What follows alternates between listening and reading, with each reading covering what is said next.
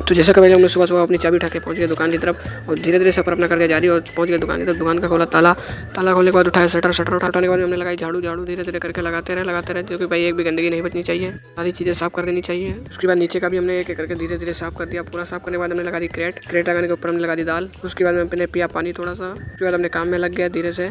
फिर ये सारी दाल लगाने के बाद ये लगा दिया फाइनल दुकान का रिजल्ट।